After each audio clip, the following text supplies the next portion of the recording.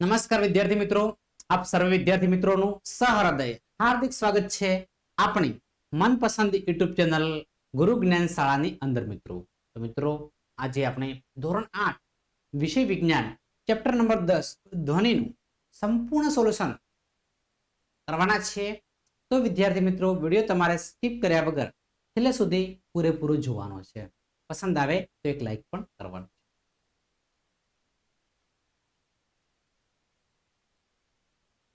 ધ્વનિ એ ખાલી જગ્યામાં પ્રસરી શકે છે, તો ઘનમાં પ્રવેશી શકે છે. પ્રવાહી છે વાયુમાં તમામની અંદર આવશે, તો ઘન પ્રવાહીને વાયુ. Option number D is right answer. નીચેનામાંથી કોના અવાજની આવૃત્તિ ન્યૂનતમ હોવાની શક્યતા છે? તો પુરુષની. કોની આવશે? પુરુષની.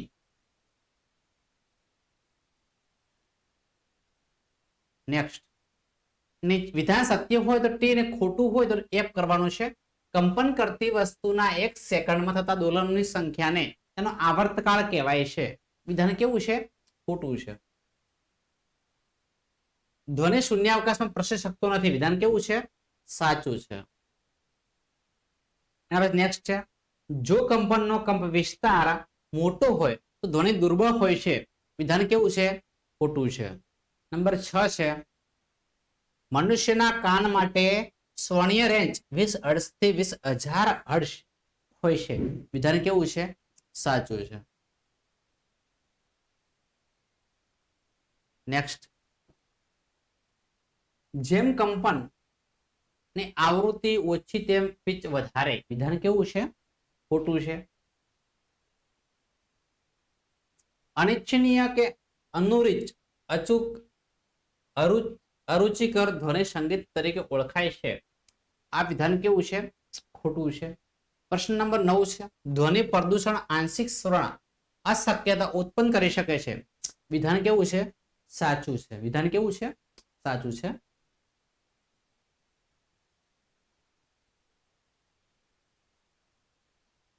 એક દોલન પૂરું કરવા વસ્તુને લાગતા સમયને શું કહેવાય? આવર્તકાળ કહેવાય. શું કહેવાય? આવર્તકાળ કહેવાય. પ્રબળતા કંપનની ખાલી જગ્યાથી નક્કી થાય છે. તો શું આવશે બાળકો? કંપ વિસ્તાર આવશે. શું આવશે? કંપ વિસ્તાર. ત્યારબાદ આવૃત્તિનો એકમ શું છે? તો આવૃત્તિનો એકમ હર્ટ્ઝ છે. શું છે? હર્ટ્ઝ છે. પ્રશ્ન નંબર 13 છે, અનિચ્છનીય ધ્વનિને ખાલી જગ્યા કહેવાય તો શું કહેવાય? ઘોંઘાટ કહેવાય. શું કહેવાય? ઘોંઘાટ કહેવાય. નંબર 14 છે, કંપનીની ખાલી જગ્યાથી ધ્વનિનું તીણાપણું નક્કી થાય છે. તો આવૃત્તિના આધારે નક્કી થતું હોય છે બાળકો. તેનો પ્રશ્ન નંબર 15 જે તમારી સ્ક્રીન ઉપર છે, એક લોલક 4 સેકન્ડમાં 40 વાર દોલન કરે છે. તેનો આવર્તકાળ અને આવૃત્તિ આપણે શોધવાની છે. બરાબર છે. તેનો આવર્તકાળ જે છે t is equal to 0.1 second આવશે અને આવૃત્તિ છે એ 10 હર્ટ્ઝ આવશે.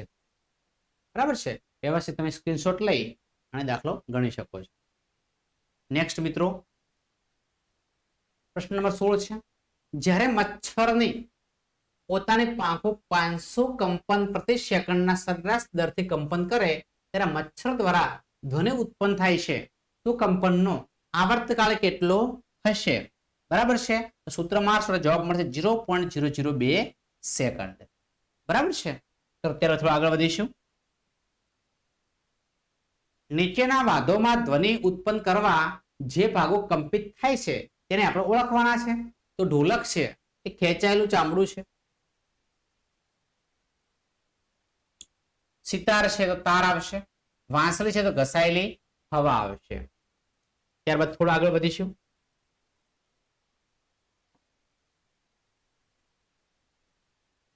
પ્રશ્ન નંબર 18 છે, ઘોંઘાટ અને સંગીત વચ્ચે શું તફાવત છે? શું સંગીત ક્યારે ઘોંઘાટ બની શકે છે? ઘોંઘાટ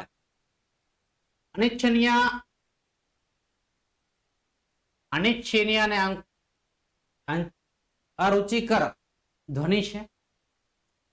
ઘોંઘાટ એક કર્ણ અપ્રિય ધ્વનિ છે.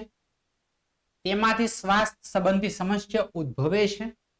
તેનાથી લાંબા સમયે શ્રવણ શક્તિ ઘટે છે.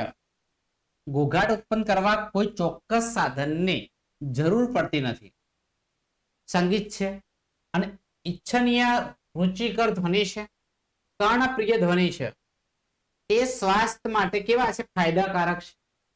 તે લાંબો સમય સાંભળવાની શ્રવણ શક્તિ ઘટતી નથી. સંગીત ઉત્પન્ન કરવા ચોક્કસ સાધન વાદ્યની જરૂર પડે છે. સંગીત ક્યારે ઘોઘાટ બની શકે છે? મોટા અવાજે વાગતું સંગીત ઘોઘાટ બની શકે છે.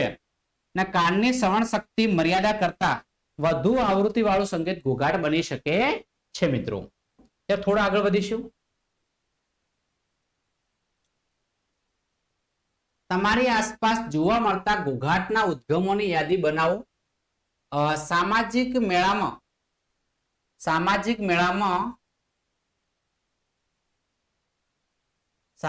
મેળામાં થતો અવાજ, વાહનોમાં અવાજ અને વાહનોમાં હોર્નનો અવાજ, બાંધકામની સાઇટ પરથી આવતો અવાજ, ફેક્ટરીમાં ચાલતા મશીનોનો અવાજ, ફટાકડા ફૂટવાનો અવાજ, મોટેથી વાગતા રેડિયો ટેલિવિઝનનો અવાજ, લાઉડ સ્પીકરનો અવાજ, શાક market, bus stand, railway station જેવા જાહેર સ્થળોનો અવાજ.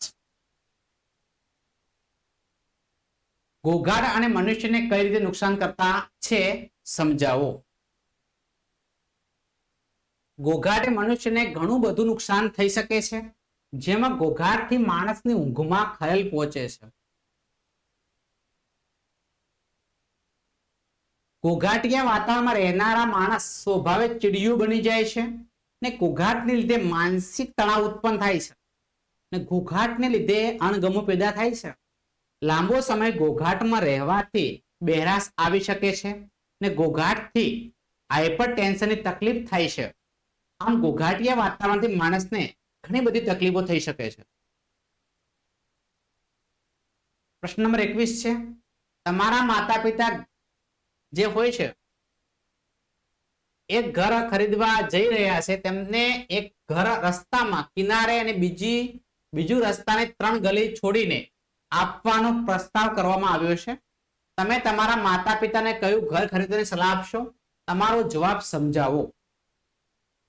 હું મારા માતા પિતાને રસ્તાને 3 ગલી છોડીને આવેલા ઘર ખરીદવાની સલાહ આપીશ. આ ઘર ખરીદવાને ફાયદા શું છે એ આપણે જાણી લઈએ. રસ્તા પર આવતા વાહનોનો ઘોઘાટથી બચી શકાય. રસ્તા પર ધૂળ, વાહનના ધુમાડા જેવા પ્રદૂષણથી બચી શકાય છે. રસ્તા પરના વાહનોમાં હોર્ન થતા ઘોઘાટથી બચી શકાય છે અને પારિવારિક સ્વાસ્થ્ય અને શાંતિ માટે રસ્તાની 3 ગલી છોડીને ઘર ખરીદવું સર્વ માટે કેવું છે? હિતાવહ છે. પ્રશ્ન નંબર 21 છે, કંઠસ્થાનની આકૃતિ દોરો અને તમારા પોતાના શબ્દોમાં તેનું કાર્ય સમજાવો. મિત્રો આકૃતિ તમે જોઈ શકો છો અને આની આકૃતિની જે શબ્દોનું કાર્ય મેં તો સમજાયેલું છે, એ તમારે જસ્ટ વ્યવસ્થિત સ્ક્રીનશોટ પાડી અને લખી દેવાનું છે બાળકો. પ્રશ્ન નંબર 23 છે, આકાશમાં વીજળીની મેઘગર્જના એક જ સમયે અને આપણાથી સમાન અંતરે થાય છે. આપણને વીજળી પહેલા દેખાય છે અને મેઘગર્જના પછીથી સંભળાય છે. તમે સમજાવી શકો છો શા માટે? બરાબર છે. તો વિદ્યાર્થી મિત્રો, આ તમારે વ્યવસ્થિત રીતે સ્ક્રીનશોટ લઈ લેવાનો છે, જેનાથી તમારે વ્યવસ્થિત લખી શકાય. ત્યારે થોડા આગળ વધીશું.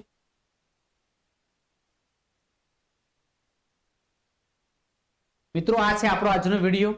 વિદ્યાર્થી મિત્રો, વિડીયો તમને પસંદ આવતો હોય તો વિડીયોને અચૂક લાઈક કરજો. ચેનલ પર નવા હોય અને ચેનલને હજુ સુધી સબસ્ક્રાઇબ ન કરી હોય તો ચેનલને અચૂક સબસ્ક્રાઇબ કરજો.